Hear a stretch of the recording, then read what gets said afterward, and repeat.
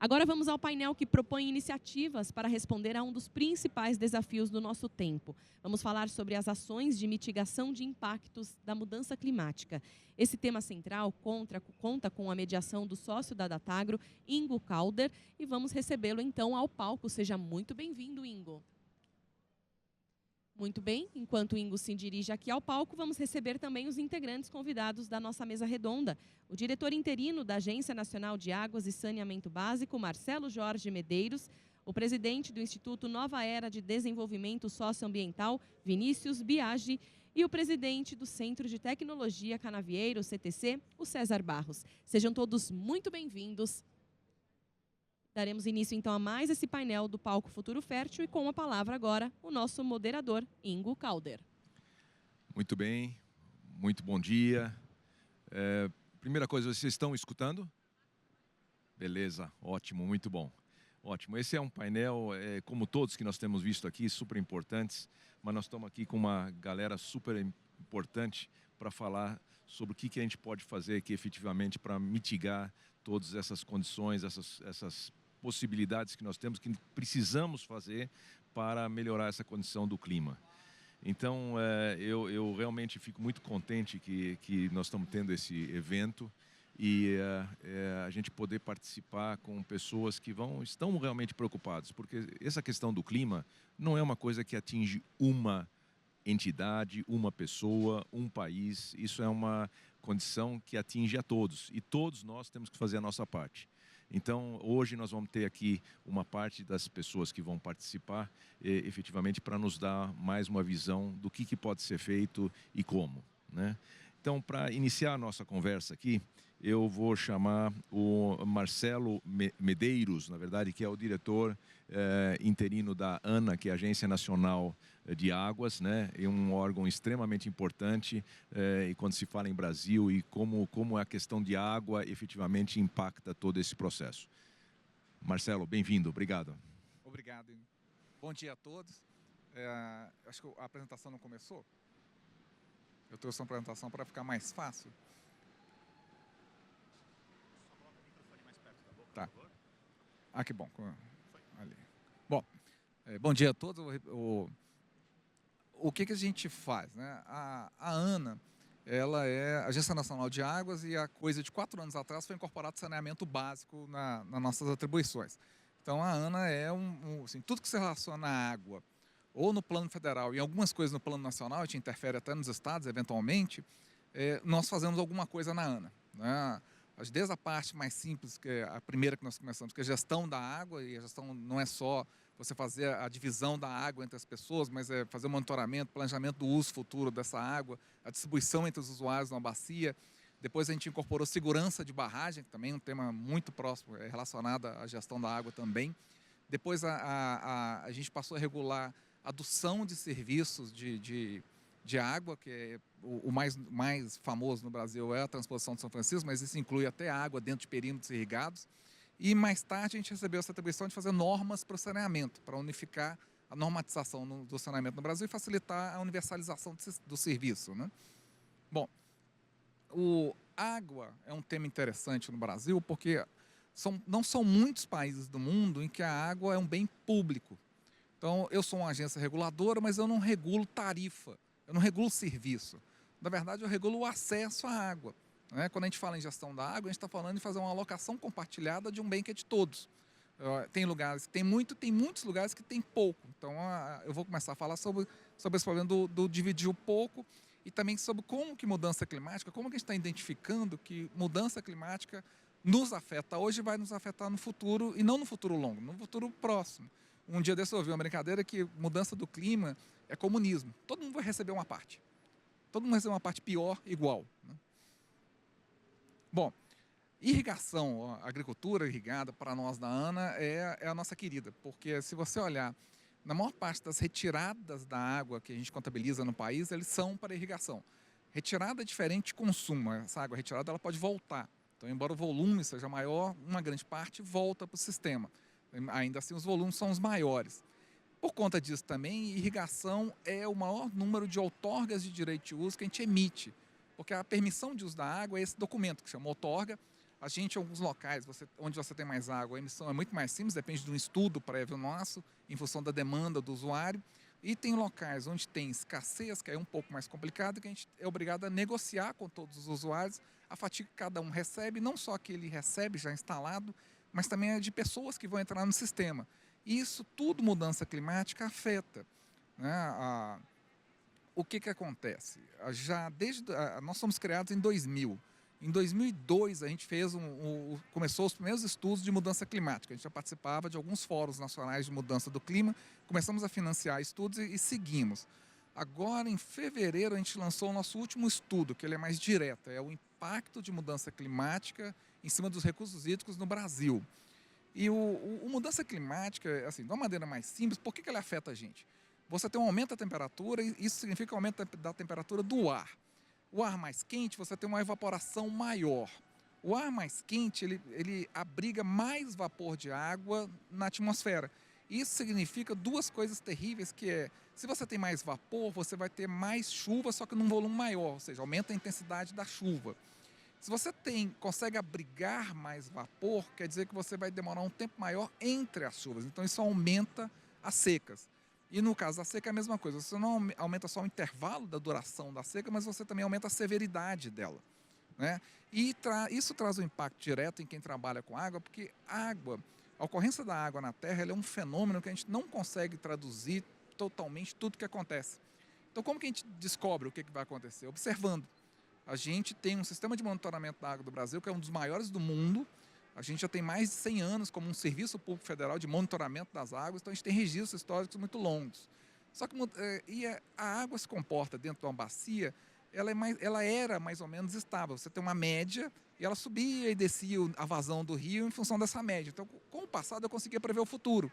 Isso vale para todo mundo, para construir barragens, para ter saneamento e para ter irrigação, né? Para saber quanto que é a água disponível no rio para puxar para qualquer coisa, inclusive uma cultura agrícola. Só que mudança climática, ela acaba com o que a gente chama de estacionariedade da série histórica. Você não consegue mais prever o futuro facilmente, usando os métodos tradicionais, porque essa média agora também oscila. Então, é por isso que tem nessa figura de cima, você tem um gráfico que era uma linha reta e de repente você passa a ter possibilidades. Ela pode ser maior ou menor. E agora a gente tem que aprender a traduzir essa possibilidade num futuro. É um negócio muito mais difícil. O que a gente fez nesse nosso último estudo? A gente usou 33 modelos globais do clima, para cada modelo 4 cenários que vão desde o mundo se tornou sustentável, então a vida vai ser mais fácil. Todo mundo para combustível fóssil para o resto da vida, então vai ser mais complicado porque vai ter mais emissão. Então para cada um dos 33, 4 cenários. E com isso a gente traduziu invasões nos rios brasileiros, só que não é uma vazão para cada rio tem um trecho. A gente modelou quase 500 mil trechos. Então, isso é um estudo demorado, a gente se associou a algumas universidades federais para poder fazer. E o que a gente descobriu, né? Os gráficos à esquerda são justamente de 2015, que era o ponto que a gente fixou, como daí a gente vai prever o futuro. Eu não tenho mais uma linha que vai reta, na verdade eu tenho um espaguete, né? Eu tenho várias retas, cada uma ela vai para uma direção em função do modelo global e do cenário que a gente pensou, do pior para o melhor. E a gente fez uma média entre o sistema e é ponderado. Uma coisa assim, é um pouco mais complexa, eu não vou perder tempo com isso. Mas se traduz nesse mapa do Brasil à direita, que é o que mais nos preocupa. A maioria dos modelos para essas bacias que estão com rios em laranja ou vermelho, é onde num futuro próximo a gente vai ter perda de vazão, né? Esse mapa é o escopo até 2040, a gente fez isso para 2040, 2070, 2100. Em 2040, já para essas bacias que tem o rio em vermelho, a gente estima uma perda de água de 40%. Isso é muita água. Então a gente tem que estar preparado para isso, né? E mudança climática é um efeito mais perverso ainda, porque hoje em dia a gente já tem variações no ciclo hidrológico, nas vazões que ocorrem ao longo do tempo, que já exigem uma intervenção, não mais aquela não estrutural, mas estrutural. Tem que ter barragem, tem que ter controle para cheia, controle para seca. E mudança climática piora esse aspecto, porque você passa a ter uma perda maior, né? A gente consegue hoje em dia quantificar com uma certa razoabilidade essa perda, só que essa estimativa tem que ser incorporada não só nos estudos de gestão, mas os a de previsão de infraestrutura, por exemplo, né? Bom, os mapinhas do Brasil em cima em amarelo, eles só confirmam essa mesma tendência de perda para os anos seguintes, né? 2070, 2100. Bom, A gente tem um serviço na ANA que a gente acompanha secas no país, né? Mensalmente, junto com todos os estados brasileiros, a gente produz um mapa da seca.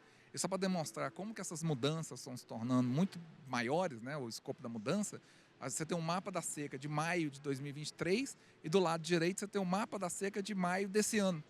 E como que as manchas vermelhas, que são as secas severas, elas aumentaram e mudaram de posição. A gente já não consegue facilmente, de um ano para o outro, apontar a região de seca.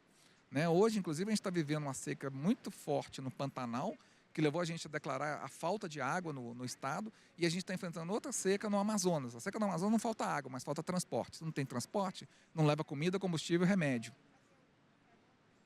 O que a gente está fazendo, então? Né? Na ANA, a gente tem medidas não estruturais. A gente tem a outorga de direito de uso. Para fazer a outorga, eu posso fazer termos de alocação. Então, a gente vai para bacias onde você já tem escassez, e essa escassez vai se pronunciar mais por causa da mudança climática, reúne com todos os usuários de água e faz uma distribuição da água entre eles, ainda prevendo a possibilidade de mais pessoas entrarem. A gente também trabalha com a outorga, não só numa vazão fixa, mas em função, assim, a gente dá uma certa garantia de ter uma certa vazão durante o ano para você poder aumentar a produção num período e diminuir no outro quando você não tem mais água, né? Mas isso é negociado com as pessoas. Eu não falei antes, o Sistema Nacional de Recursos Hídricos ele é descentralizado e participativo.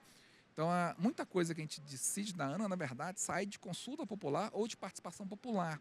A gente tem que obedecer regras de comitês de bacia e regras do Conselho Nacional de Recursos Hídricos, que tem essa participação plural, né? De fato, um comitê, aqui nessa mesa a gente pode fazer um comitê, porque tem setor público, privado e sociedade civil. Então, já podia ter um comitê de bacia aqui, né? Não depende só de nós.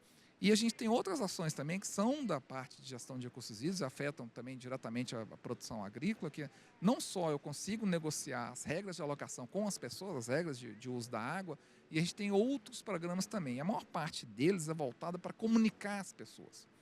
Nosso grande problema é que, eventualmente, iniciativa privada, governo e sociedade agem isoladamente sozinhos e não tem comunicação. A maior parte dos nossos programas eles têm sido voltados nos últimos anos para você ter um estreitamento dos laços entre essas três entidades. Porque não só na gestão de águas hoje, mas nesse futuro próximo em que a gente vê essa perda tão grande, comunicação, participação e cooperação são as três palavras mais importantes. Se a gente não trabalhar junto, isso não vai acontecer. Não é só governo ou iniciativa privada da sociedade que vão resolver. Então a gente tem iniciativas que passam basicamente por comunicar as pessoas. Então cada evento de chuva ou de seca muito grave, como do Rio Grande do Sul, esse da Amazônia, do Pantanal, a gente tem salas de crises. Na última sala de crise do Rio Grande do Sul, que foi semana passada, a gente teve 5.000 pessoas acompanhando. Então você tem mais pessoas não só participando, porque ou elas passam pelo evento hidrológico extremo, ela precisa saber o que está acontecendo, mas você tem também uma mudança na sociedade que é muito interessante, que é você tem mais pessoas buscando informação e dado. Para acabar a minha apresentação, vou dar um último exemplo, que é a gente é responsável pelo monitoramento das águas do país. A gente tem o maior sistema de monitoramento das águas da América Latina. A gente vai da cabeça do cachorro até o Chuí. Nos últimos 10 anos, tem aumentado exponencialmente o número de acessos de pessoas ao dado para buscar dado. Até 10 anos atrás era engenheiro. Hoje em dia, a gente tem, por exemplo, o portal mais comum que eu tenho, ele tem 1 milhão de acessos por dia de pessoa comum buscando dados de chuva e nível e vazão de rio. Então, assim, isso representa o maior interesse das pessoas, né? Bom, obrigado. Muito bom, obrigado Marcelo, parabéns pela apresentação e pelas informações da ANA, que efetivamente, ainda mais nos países de dimensão como o Brasil, é um fator extremamente importante. Eu vou passar aqui agora a palavra para o César Barros, que é o presidente do CTC, que é o Centro de Tecnologia Canavieira, que vai nos falar um pouquinho o que justamente no setor podemos fazer com as variedades, desenvolvimento. O CTC que já faz um trabalho extremamente positivo, muito vibrante, na verdade, e daqui para frente cada vez mais vai ser requisitado. César, por favor. Bom dia a todos e obrigado, Ingo, pela oportunidade. Na verdade, até antes de iniciar aqui, em seu nome, falando em nome da Tagro e da XP, eu queria parabenizar pelo evento. Eu acho que o agronegócio merecia um evento na maior cidade do Brasil, dessa magnitude. Está aí uma prova de sucesso do evento que foi organizado por vocês. Parabéns, família Nastari, pela organização. Eu também quero agradecer a oportunidade de estar aqui hoje representando o CTC. está no nosso DNA, tudo que a gente faz tem a ver, né, o que mais nos motiva, na verdade, tem a ver com a mudança climática e como que a gente pode responder de forma célere e rápida na cultura da cana-de-açúcar como um elemento fundamental para promover iniciativas da mudança climática, né? Eu vou falar um pouco sobre bioenergia. E é interessante estar sentado hoje aqui no palco Futuro Fértil. Na verdade, eu vou falar de um presente concreto, mas que pode ter um futuro ainda mais fértil nos próximos anos, que é a bioenergia aqui no Brasil. Para dar início, acho que não precisamos aqui chover no molhado a questão da urgência, né, do impacto do clima. Eu gosto muito desses dados que a NASA coletou e organizou nesse formato, que eu acho que evidencia para qualquer cético que realmente a temperatura da Terra tem elevado nos últimos anos e talvez se estava longe da gente, vide aí, infelizmente, a tragédia no Rio Grande do Sul, hoje está cada vez mais próximo da gente no dia a dia. Então, eu acho que o tema aqui demanda um senso de urgência muito grande. Eu acho que nós precisamos pensar formas inovadoras de como a gente faz e responde a essa questão do clima. Então, investimento em tecnologia vai ser fundamental.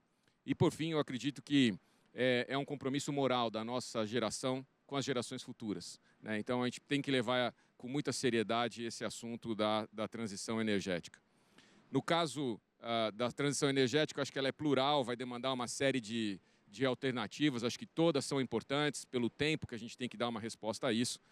E, obviamente, no caso do Brasil, os biocombustíveis, o etanol é um grande protagonista. O Brasil já provou ao mundo que é possível ter um biocombustível economicamente viável. Socialmente viável, né?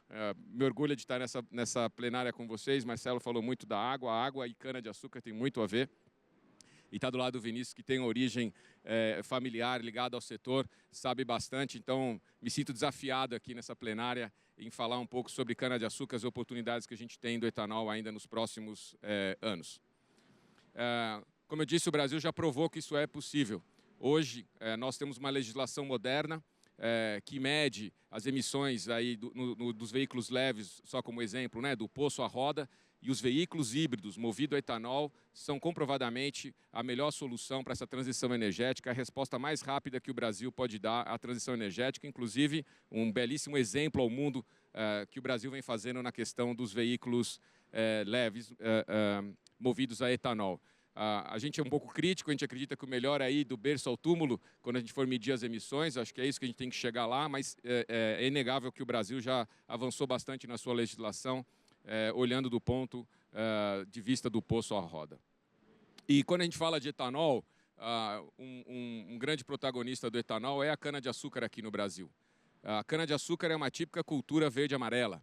Mais ou menos quase que metade da cana-de-açúcar do mundo está plantada aqui no Brasil, né? E a cana é, das culturas domesticadas pelo ser humano, a cultura mais eficiente em sequestrar carbono da atmosfera e transformar isso em açúcares que depois vão ser transformados em biocombustível, como é o caso do etanol. Então, é aí que a gente se dedica lá no CTC, né? O CTC é uma empresa dedicada à cultura da cana-de-açúcar.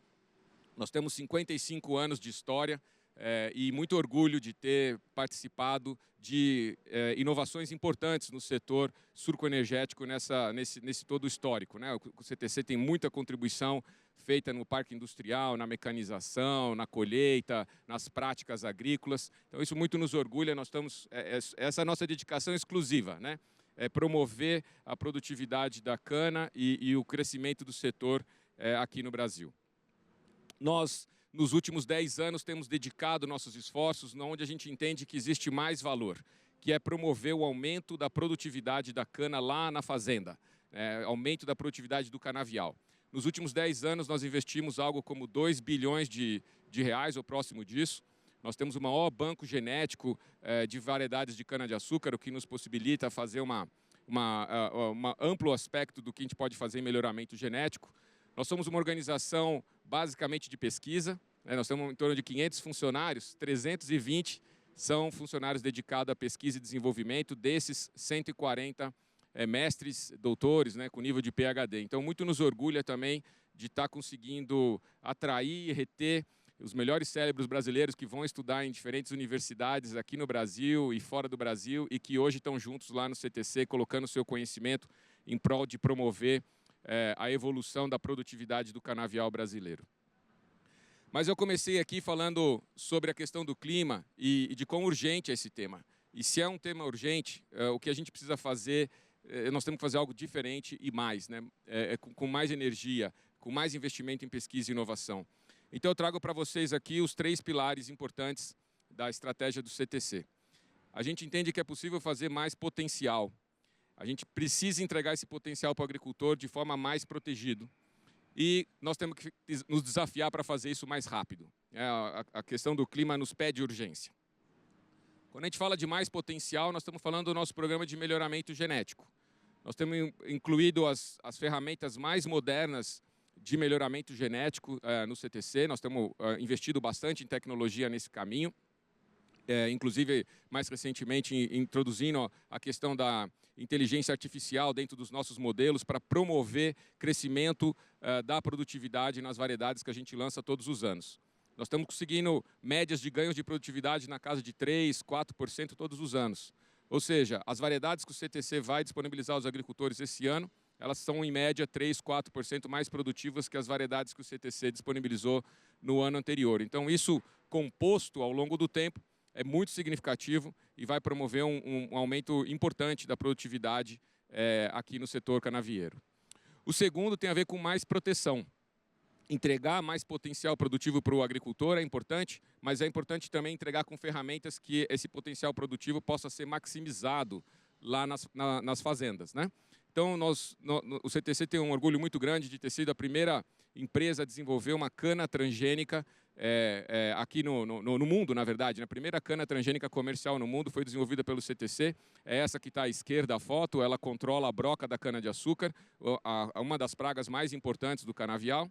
E estamos na iminência de lançar uma tecnologia que vai simplificar bastante o manejo de plantas daninhas na lavoura. As culturas transgênicas têm um longo histórico já no Brasil, em culturas como milho, soja, algodão, mas é uma história nova em cana-de-açúcar. Nós temos uma oportunidade muito grande de utilizar a mão dessas ferramentas de transgenia em cana-de-açúcar, entregando mais potencial e de forma mais protegida para os agricultores.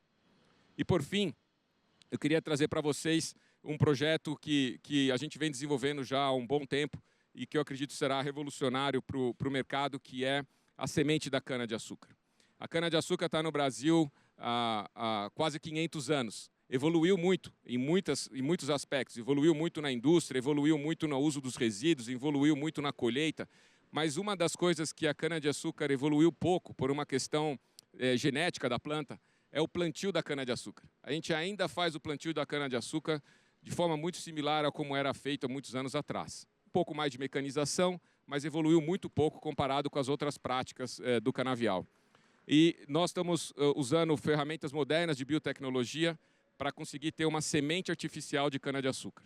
Isso possibilitaria uma série de benefícios aos produtores, mas a mais gritante é essa que está nesse slide para vocês. Ou seja, hoje, o processo de você levar uma cana mais produtiva ao agricultor é muito lento.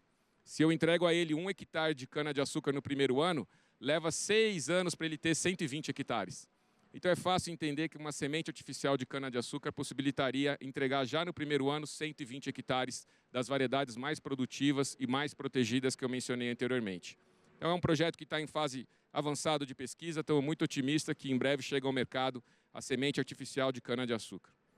E se juntarmos tudo isso, mais potencial, mais proteção e mais rápido, o nosso compromisso lá no CTC é que nós vamos dobrar a produtividade do canavial brasileiro até o final da próxima década. Esse é o nosso compromisso. Isso é muito importante, muito significativo para a gente continuar tendo o etanol protagonista, o etanol com toda a sua contribuição social, com toda a sua contribuição ambiental e principalmente econômica. Acho que num país como o Brasil, a alternativa à transição energética precisa ser considerada também as questões econômicas, né? E só como referência final, às vezes fala, vai dobrar a produtividade do canavial. O que significa isso? Vamos aproveitar que nós estamos hoje aqui no Allianz Parque e somente pensando nesse ganho do lado do etanol, a gente sabe que a cana-de-açúcar tem muitos outros benefícios ambientais, como biogás, biometano, bioeletricidade, mas somente pensando do lado do etanol, o que nós estamos falando aqui de dobrar a produtividade da cana-de-açúcar no Brasil significaria ter 2,5 milhões de Allianz Parque, plantado com florestas nativas. Esse é o tamanho do impacto que a gente pode ter nas mitigações do clima nos próximos anos através de tecnologia. Agradeço, Ingo, a oportunidade. Passo para você. Muito bom. Muito obrigado, César. Parabéns aí pelo CTC, pelo trabalho que está sendo feito e com certeza é um pilar extremamente forte aí, principalmente para o nosso setor sucroenergético, sem dúvida nenhuma. Muito obrigado. Quero passar a palavra agora aqui para o nosso colega Vinícius Biagi, né, presidente do Instituto Nova Era de Desenvolvimento e Pesquisa, e para falar justamente esse trabalho lindo aí que tem sido feito também, que eu já escutei um pouquinho sobre tudo isso e é fantástico. E eu tenho certeza que todos vão gostar de escutar mais dele. Vamos lá, Vinícius. Olá, pessoal, estão todos me ouvindo? Bom, é um prazer estar aqui, né?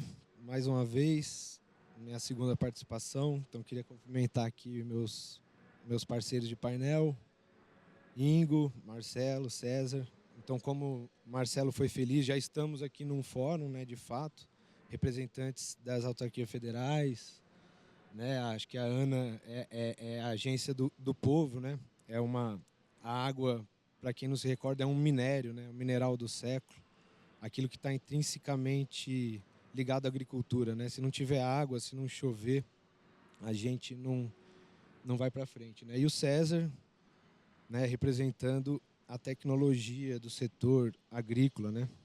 Então eu venho aqui hoje falar do Instituto Nova Era, apresentar o Instituto Nova Era para todos. O Instituto Nova Era representa a sociedade civil, né? A organização civil, que é tão importante como mencionado aqui pelo Marcelo, né? Na contribuição, na colaboração desse trabalho. Então, o Instituto Nova Era trabalha nos 4 principais eixos, né? Nós trabalhamos com alguns conceitos tradicionais, digamos assim, né? Até porque, falando de mudança climática, o ser humano, a função do ser humano é causar a mudança climática. Essa é a função natural do ser humano. Quando você interfere no meio, né, no nosso caso, então, que seja positivo, né? Então, quando o ser humano interfere no meio ambiente, ele está querendo mudar o clima. Ele está querendo plantar água, no caso, né? Ele está querendo plantar comida. Ele está querendo consolidar a vida. Ele está querendo... de fato, então a gente tem que considerar que isso é uma condição humana natural. Não vamos se assombrar, não é nenhum fantasma. Nós somos feitos para causar e gerar mudanças climáticas, que estas sejam então positivas, porque o universo e a natureza trabalham para consolidar a energia, né? A fotossíntese é feita para consolidar a energia que vem proveniente do carbono. O carbono não é seu inimigo, você precisa de carbono para sobreviver. O carbono é a peça fundamental das reações químicas que ocorrem no nosso mundo, né? Então a gente trabalha também com o conceito de empreendedorismo comunitário, que pode se entender, né, dentro da parte de indústria, de produção, né?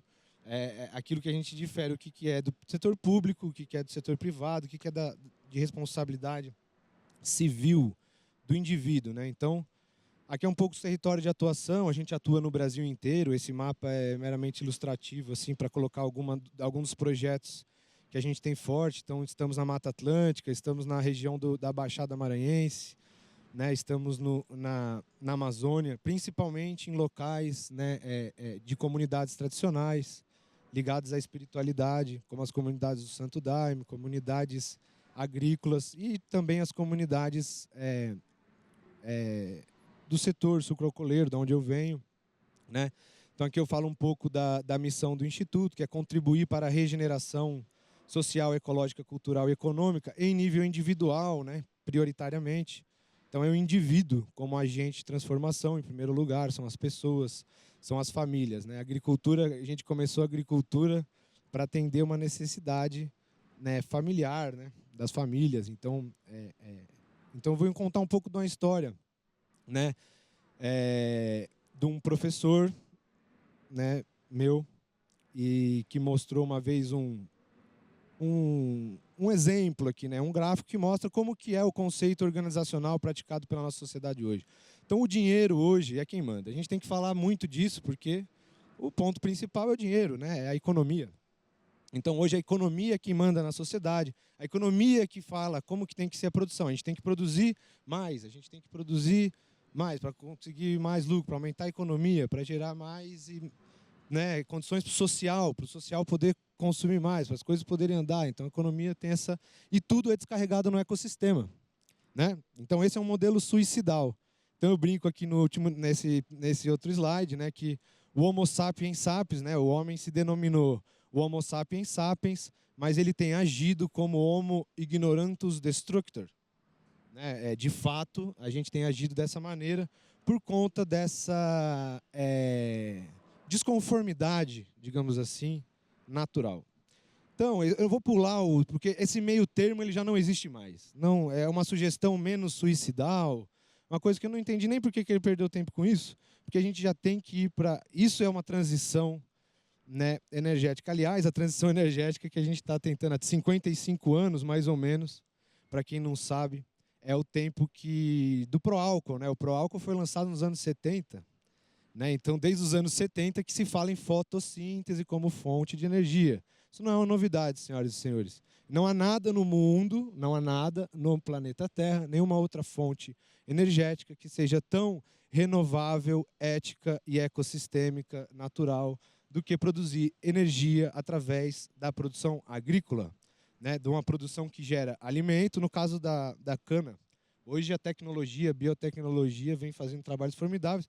Isso vocês vão ver à tarde, às 4 horas, vai ter um painel que eu estarei moderando e a gente vai falar um pouco sobre essas coisas práticas. Então, essa é um mandamento, não é uma sugestão mais. Né? Não é uma sugestão mais, é um mandamento a ser seguido, porque não há como negociar. Né? Então, o mandamento do conceito biófilo é esse. O ecossistema é que fala qual que é a capacidade hídrica. Isso é o que a Ana faz. Você tem que medir a vazão do rio para saber quanto de água você vai usar. Se você usar mais água, né? E considerando a água como um mineral, né? Nós temos que ter muito cuidado para não estar praticando a agromineração. Eu sou conhecedor de outorgas minerais, né? Digamos, outorga de uso de água de 2 milhões de litros por hora. Eu tenho conhecimento de outorgas de água de 800 mil litros de água por hora para se beneficiar um produto que não é nem tão consumido na base econômica da sociedade. Então a gente tem que... 10 minutos não dá nem para introduzir, mas para vocês verem o desenho, se interessarem, acharem legal algumas coisas que eu falar, e a gente seguir a conversa. Né? O Instituto Nova Era está com um stand também aqui no evento, e tem bastante gente preparada, capacitada para atender qualquer tipo de dúvida. Mas esse é o desenho, né? O ecossistema é que passa a informação, filosofia, como é que é a nossa cultura. Então, de acordo com as estações do ano, que para quem é agricultor sempre mudou. Não tem um ano. Ontem eu estava com um amigo meu que é produtor rural do estado de Goiás. Eles começaram no sul, foram para Ulambra, foram para Uberlândia e eles estão em Goiás. O Rio Verde. O Rio Verde está para pro Brasil, assim como, né, para o mundo, assim como o Vale do Silício está para a tecnologia, né, dentro da agricultura regenerativa, digamos assim. E ele fala que todo ano é uma surpresa. Todo ano é uma surpresa. Todo ano a gente tem uma surpresa. Isso sempre foi assim. Quem vive da agricultura, quem mora no campo, sabe que sempre há variações. A gente tem que estar preparado, né? Resiliente, que é o que o César fala de proteção, genética, melhoramento genético, que esse melhoramento genético seja participativo. Então, esse é o organograma. Né? O ecossistema é que passa a informação para a filosofia, passa a informação para o social, passa a informação para a economia, e ninguém dialoga com ele, porque senão é corrupção. Você não pode, não tem acordo. Não há compensação, não tem como compensação. Senão seria muito fácil. Eu matei 2 ali, você salva com os 2 que você cuida aí?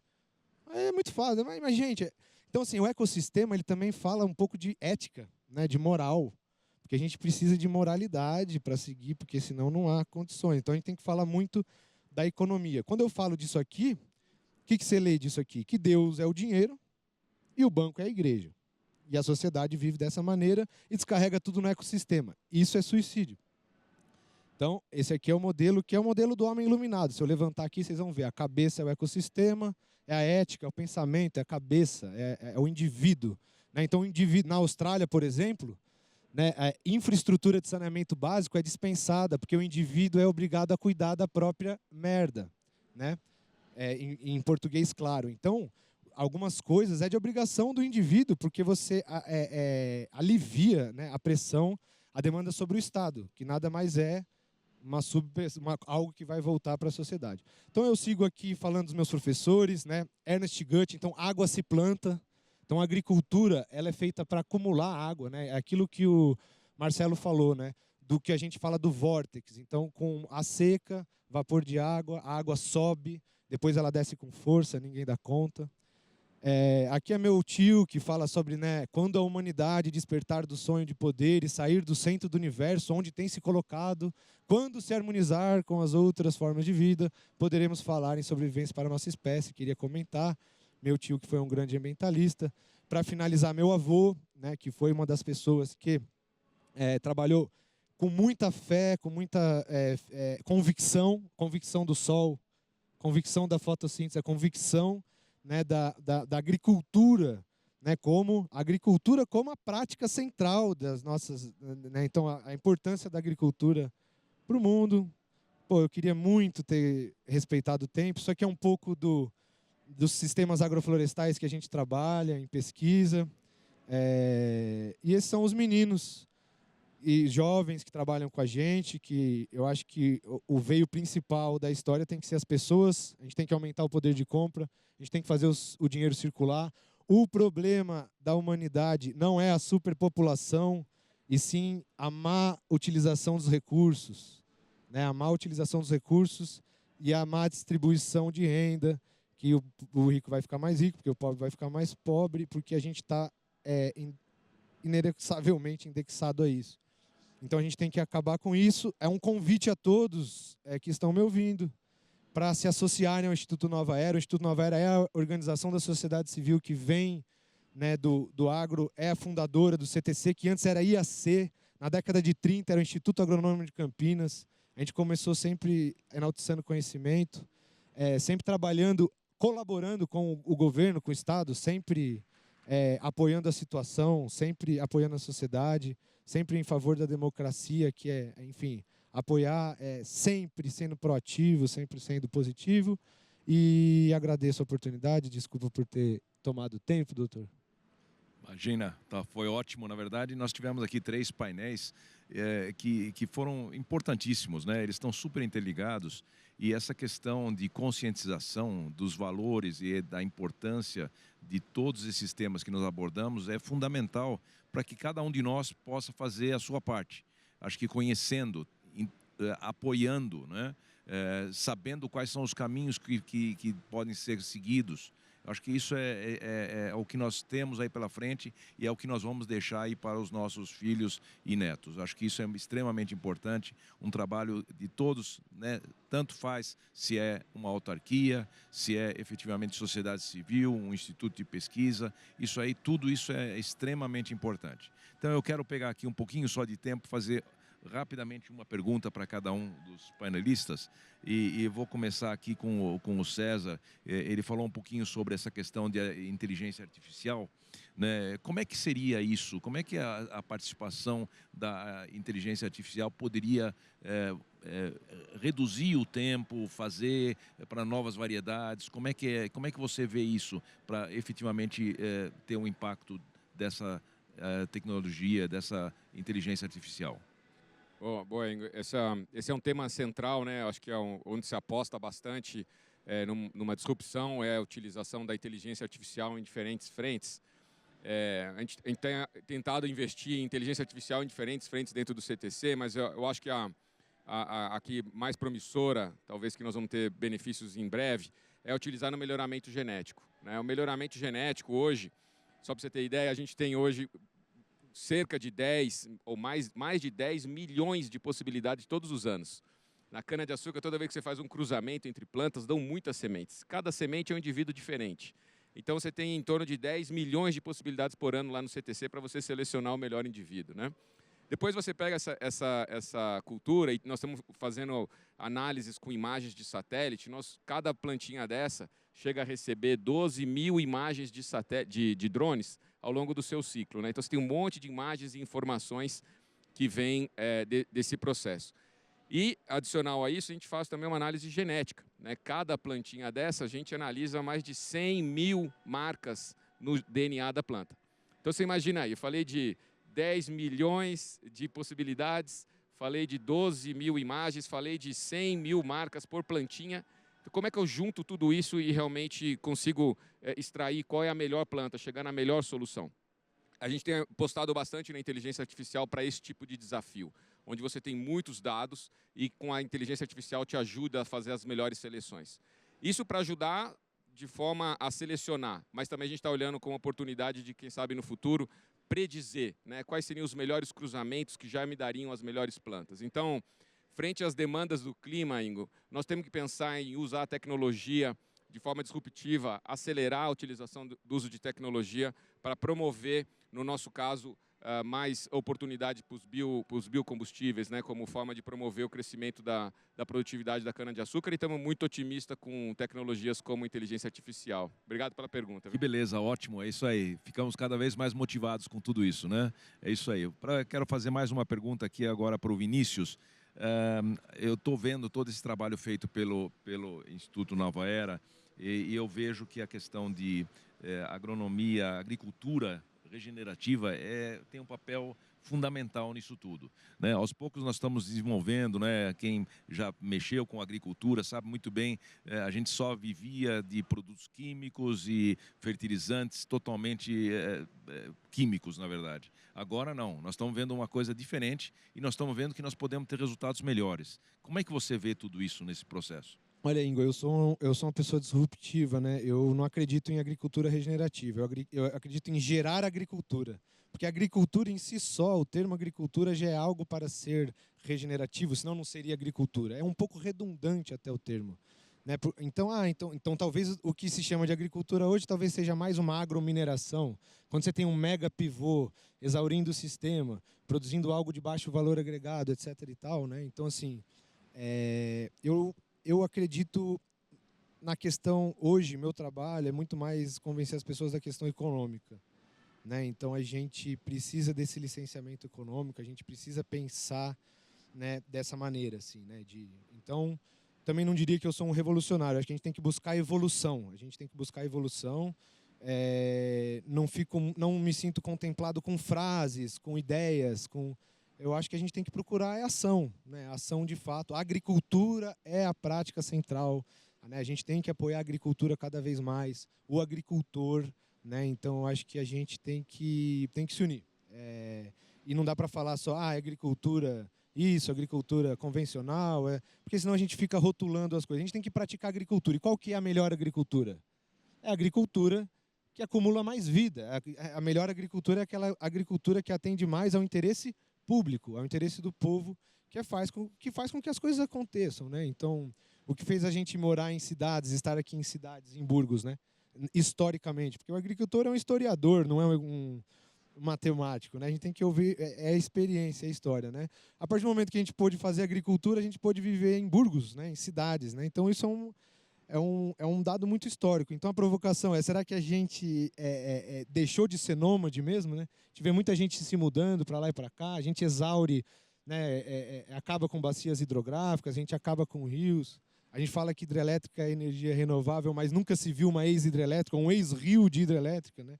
E então a gente tem que defender muito a agricultura, dar as mãos e se questionar, porque ciência, pesquisa é questionamento, né, Ingo? A gente está sempre... Então, assim, é uma pergunta, para mim, assim, que eu poderia desenvolver bastante coisa, mas eu acho que não é só agricultura regenerativa, é agricultura integrativa, que leva em consideração a sociedade em primeiro lugar, as pessoas, né, a economia, e aí a indústria, né, e, enfim, aí a gente vai falar de cada coisa dessa. Espero que a gente tenha mais tempo para desenvolver, mas... Muito bom. Boa pergunta. Isso eu tiro daí que, na verdade, são 3 palavras que são fundamentais. É participação, comunicação e conhecimento. Não, a partir daí você começa a gerar mais coisa e faz com que as coisas que a gente sempre fez e que a gente achou que nunca iam mudar, tenha a oportunidade de mudar. É isso que é legal. Parabéns pelo seu trabalho aí também. A última pergunta aqui, rapidamente, aqui para o Marcelo. Eu queria o trabalho efetivamente da ANA como autarquia e cuidando de um